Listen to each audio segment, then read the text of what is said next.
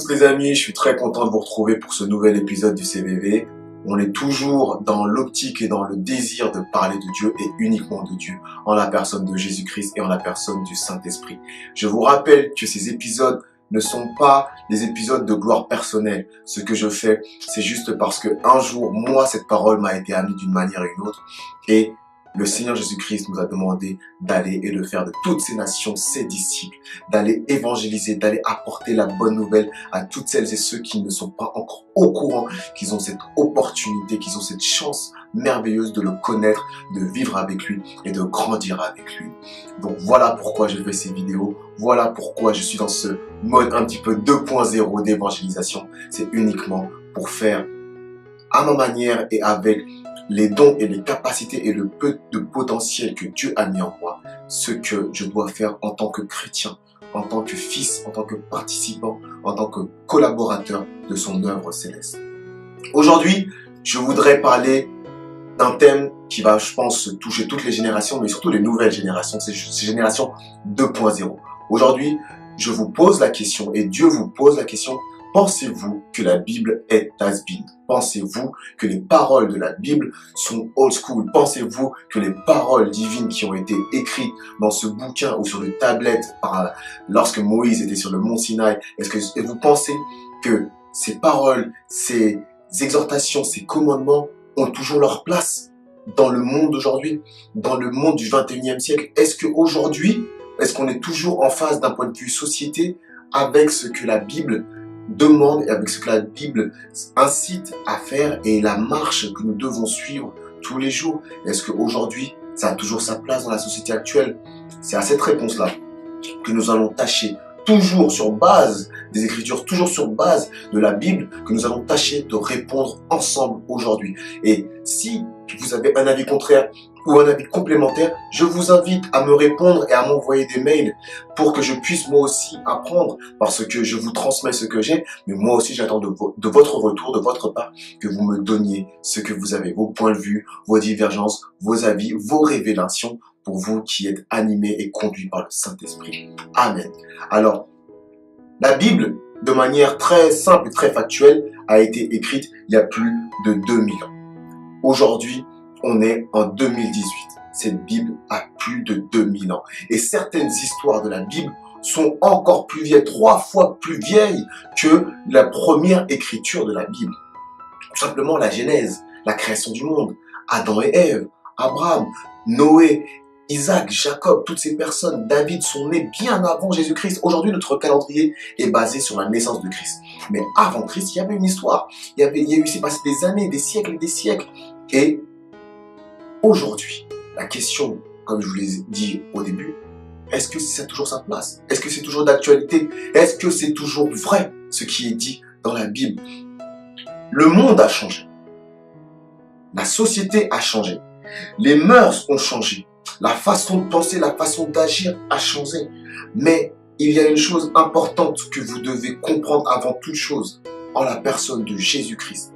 C'est qu'il est le même hier, aujourd'hui et éternellement.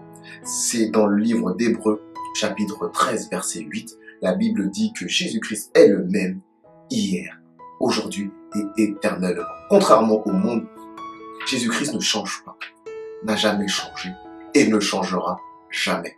C'est-à-dire que l'amour qu'il t'a apporté, il l'a apporté à une époque, il le porte aujourd'hui et il le portera éternellement pour toi. Ça veut dire que les commandements qu'il a dit, les paroles qu'il a apportées, les enseignements qu'il nous a donnés et la mission qu'il nous a confiée étaient la même hier et la même aujourd'hui et sera toujours et éternellement la même. C'est ça qu'il faut comprendre aujourd'hui.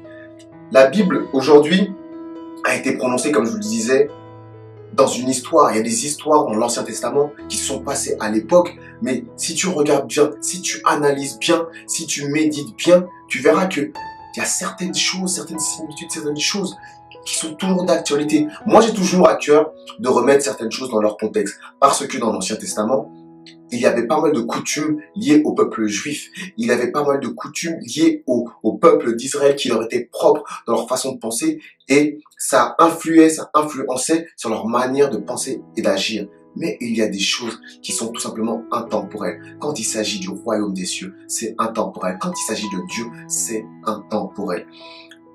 Et je voudrais vraiment que l'on comprenne ça par un verset qui est dans la Bible, qui est dans le livre de Romains, au chapitre 12, au verset 2. La Bible dit ceci.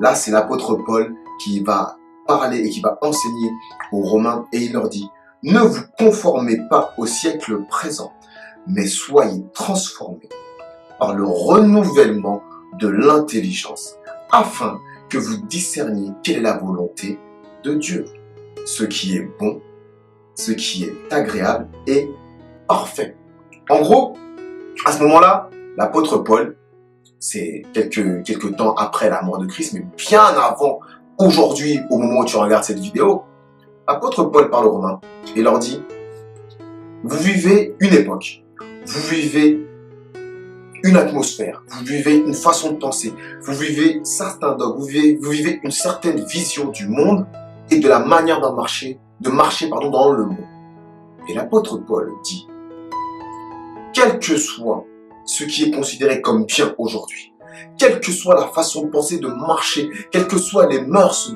du monde aujourd'hui, vous ne vous y fiez pas, mais toujours regardez tout par rapport à la parole que Dieu nous a donnée. » Il y a un autre verset qui est important, qui est dans Galates 5, 22, qui parle des vertus, qui parle des fruits de l'esprit à apporter, qui parle de la manière qu'un chrétien doit se comporter et d'un homme ou d'une femme doit se comporter tous les jours.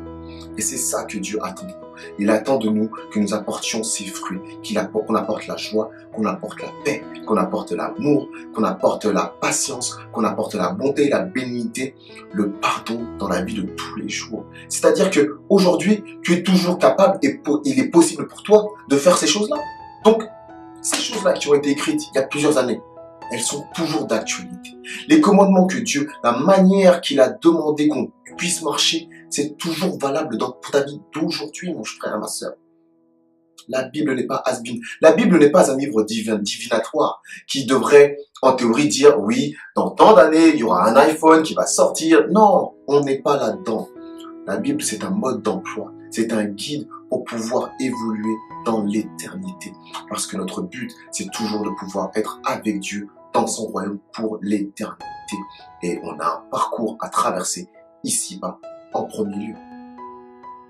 Tu vas regarder dans la Bible, il y a plein de choses. Il y a les 10 commandements qu'on connaît tous, qui sont dans le livre d'Exode au chapitre 20, du verset 1 à 17. Les 10 commandements qui ont été écrits par Dieu sur les tablettes à Moïse pour guider le peuple d'Israël.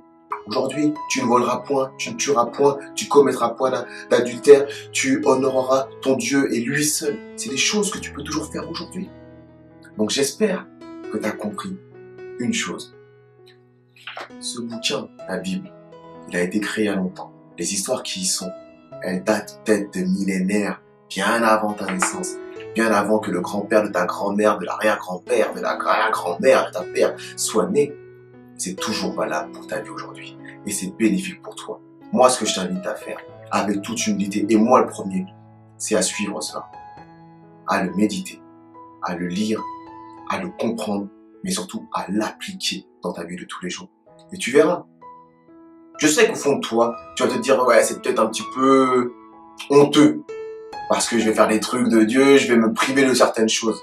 Mais je sais une chose, c'est qu'au fond de toi, tu te dis, peut-être je vais me priver d'une chose, mais en fait, ça m'apporte du bien. Ça t'apporte du bien. La Bible, on dit que c'est une source d'eau vive qui permet de ne plus jamais avoir soif. La Bible et les paroles qui sont dedans te permettront tous les jours de ta vie, non seulement de voir, mais de vivre. Amen. Alors je t'invite à la méditer. Et toi, qui connais ou qui ne connais pas Jésus, regarde la Bible. Regarde la Bible. Qu'est-ce qui est dit dedans? Et si tu te poses des questions, il y a toujours quelqu'un pour te répondre. Internet est une bonne source pour toi pour trouver certaines réponses à tes questions. Si tu n'as pas quelqu'un directement à côté de toi, tu as ta Bible, tu as ton Dieu et tu as des moyens et des outils qui sont à ta disposition pour voir ce qui est écrit pour toi. Tu peux suivre les commandements de Dieu comme s'ils venaient d'être écrits à l'instant même, car ils sont toujours valables et d'actualité, et ils le seront toujours. Sois béni, sois confiant, sois fort, on est ensemble, et à la prochaine.